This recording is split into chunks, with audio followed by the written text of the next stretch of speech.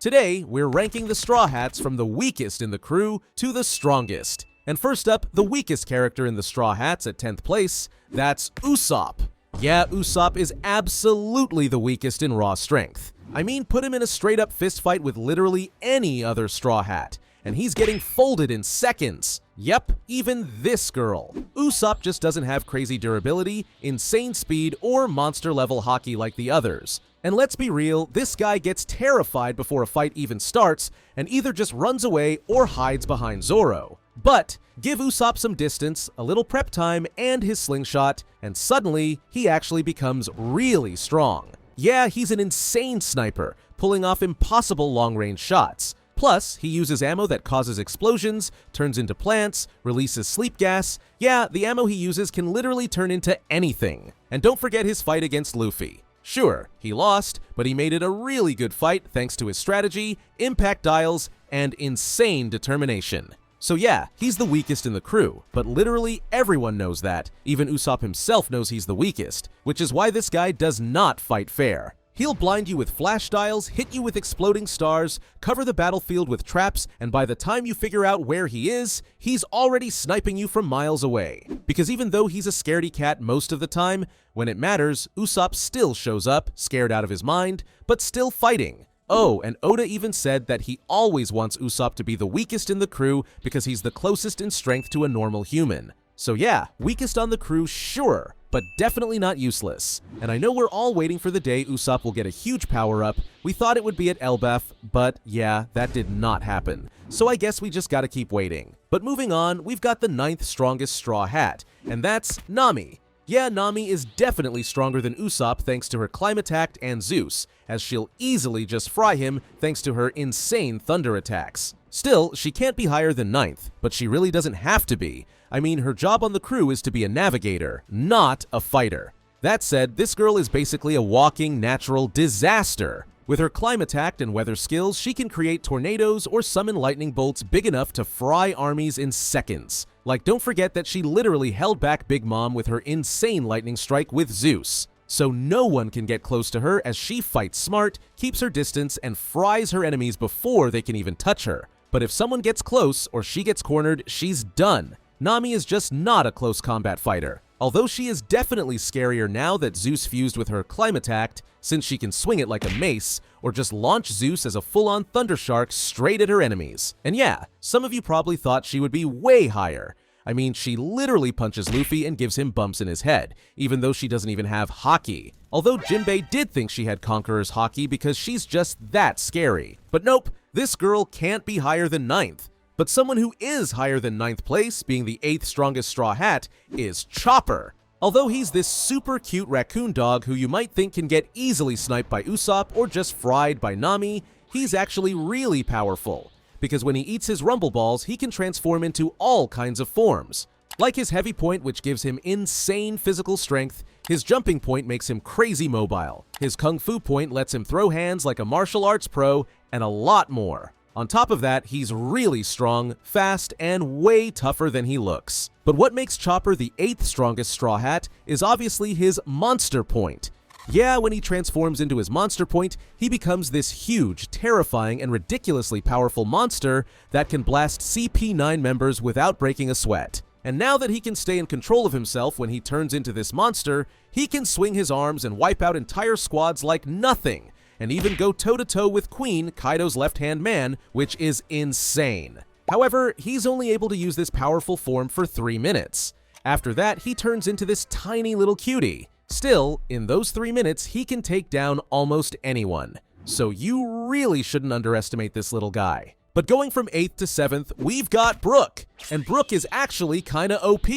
I mean, since this guy is already dead, stabbing him, shooting him, or breaking his bones doesn't matter, he'll just get straight back up like nothing happened. On top of that, he's insanely fast. Like, not only can he literally run on water since he's so light and can move his bones super fast, he can also instantly slice through entire groups before they even realize what hit them. Oh, and don't forget his freezing slices, as Brook literally coats his sword with the aura of his soul, which freezes it and anyone he cuts. And if that wasn't enough, he can even knock you out with his music.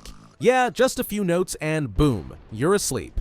And let's not forget that this guy seriously stood up against Big Mom. Even though he obviously lost, he never backed down from fighting this monster. So even though he's not the strongest, his insane speed, durability, and soul hacks makes him absolutely earn his place as the 7th strongest in the crew. Next up, at 6th place, we've got Nico Robin. And thanks to the Hana Hana no Mi, Robin can sprout arms literally anywhere. On the floor, on walls, or even right on your body. Which means she'll use her favorite attack, snapping people's backs or necks. Yep, try to get close to her and she'll just break you. What makes it even scarier is how calm she is while literally breaking her enemies in half. Robin never panics as she knows exactly how to take down her opponents.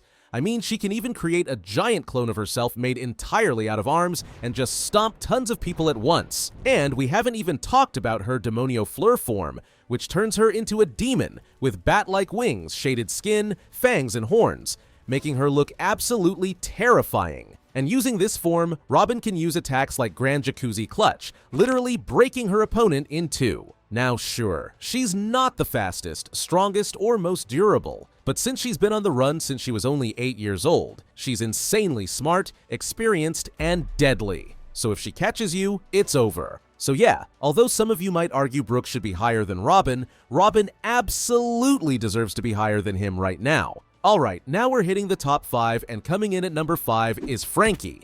This guy is literally a walking battleship. Yeah, he's seriously more machine than man at this point, so if you try to punch him, you will just hurt your own hand. Like, not even bullets can scrape this guy. So his durability and defense is insane, but offensively, this guy is packed with weapons. We're talking rocket launchers, laser beams, and even machine guns. Oh, and when he uses his radical beam, he can take down almost anyone with this insane laser shot. And then we've got his General Franky, where he turns into this massive, unstoppable robot that is insanely powerful. Yeah, his durability becomes even crazier, making him able to tank point-blank missiles and just get knocked over. And remember his radical beam? Well, it's evolved to General Cannon, which hits even harder. And in this giant mecha form, he can even take down beast pirate officers like Sasaki. And Marine Vice Admirals aren't a problem for him either, as he literally one-shotted Red King. So why is Franky only 5th? Simple, the people above him are just straight up stronger, faster, and they have hockey. Still, Franky is really powerful, and with some more weapons added to his arsenal, he might get even higher on the rankings in the future. But moving on to 4th, we've got Jinbe. This guy is a former warlord of the sea, a fishman karate master, and straight up one of the strongest fishmen ever. Yeah, in pure raw power, Jinbe can take down almost anyone. I mean, he literally threw Big Mom over his shoulder and then went on to destroy Who's Who, a Tobirapo, using nothing but his hands. Jinbe is also insanely tanky. Like he blocked a magma punch from Akainu with his bare hands, then took another magma hit straight through his body, and his reaction was just to apologize to Luffy for causing him pain. Crazy, right? What really makes Jinbe terrifying, though, is his fishman karate. He doesn't even need to touch you. He just punches the air in front of you, and you're done. And whenever Jinbe is close to water, he gets even more powerful, getting faster, stronger, and can blast ships with ease. Add in top-tier armament hockey, insane stamina, a calm and calculated fighting style, and the fact that he felt zero fear in front of Big Mom, making him literally immune to her soul-stealing powers. And yeah, Jinbe is built different. So yeah, Jinbe is easily the 4th strongest Straw Hat. But on to the top 3, and the first character from the monster trio, in 3rd place, is Sanji. And we obviously gotta talk about this guy and his kicks, as Sanji uses his hands to cook food, leaving his feet to cook even harder. Yeah, he can take down almost anyone with his insanely powerful kicks and moves, like his extra hachis, hell memories, and concasts. And when Sanji turns on the heat and uses Diable Jambe, his leg literally catches on fire and his kicks become so powerful, he almost knocks out Luffy. And if that wasn't enough, Sanji can heat it up even more to use Ifrit Jambe, turning his leg into blue flames that's way hotter and way stronger, becoming so powerful he could even destroy Queen, Kaido's left-hand man. But talking about his Ifrit Jambe, this technique is only possible after Sanji awakened his Germa genes, making him a literal superhuman. Yep, it gave him crazy durability, insane regeneration, massive strength boost, and we even saw him tank a strike from Queen's sword straight to the head, and the weapon broke instead. Add in Sanji's ridiculous speed, moving so fast enemies can't even see him when he attacks, plus top-tier armament and observation haki, it's obvious why he's one of the most dangerous fighters in the entire series. I mean, he even kicked an elder in the face. Still, he can't be number 2, because just above Sanji, in second place, we've got Roronoa Zoro. We all know Zoro's an insanely strong swordsman, using his iconic 3-sword style to literally scar Kaido, which is insane, since the only other person to ever do that was Odin. And with all of his different sword techniques, he can cut anyone in half with his ridiculous power and strength. And talking about his strength, this guy is insanely physically strong. Just look at him. But on top of his strength, this guy has the most insane durability. Like, he took Mihawk's slash back at the Barati, survived Kaido's attack on Onigashima, and of course, he took on all of Luffy's pain on Thriller Bark. But back to his strength, and this guy is so strong that people literally freeze when looking at him. Yeah, Monet straight up couldn't move once she realized how dangerous he really was. Add armament and Conqueror's haki, and he's now got the power to take down Kaido's right-hand man in King, one of the strongest CP0 members in Kaku, and even Lucci. And with his goal of becoming the world's strongest swordsman, Zoro will keep working hard to one day defeat Mihawk and take that title. So yeah, with that kind of strength and durability, almost no one can take this guy down. Except of course for the guy at number 1. Because yeah, the strongest on the crew and the only one left is obviously the captain himself, Luffy. Luffy isn't just the strongest in the crew, he's on a completely different level. Yeah, this emperor has ridiculous strength, durability, speed, haki, everything. And when he starts using all of his different gears from his devil fruit, the Gomu Gomu no Mi, he becomes even more powerful. But of course, that's nothing compared to after he awakened the power of his true devil fruit. Yeah, what we thought was the Gomu Gomu no Mi turned out to be the Hito Hito no Mi model Nika. So after this fruit awakened, he also awakened his Gear 5 form. And in this form, he not only gets insanely fast and strong, he can also literally bend reality, like turning the environment into rubber. And this form is so strong, he even took down Kaido, one of the strongest characters in the world. And oh, he can easily become a giant to take down people even faster. And if people get close to him, they literally can't hurt his rubber body without blades. Plus, he's also way too fast. Although if you do get close to him, one burst of Conqueror's haki and he's dropping tens of thousands instantly.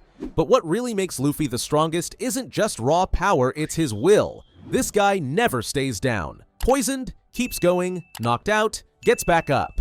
So yeah, right now, Luffy isn't just the strongest Straw Hat, he's one of the strongest people in the entire world. Do you agree with my ranking? Let me know in what order you would rank the Straw Hats in the comments below. Thanks for watching, and watch this video next.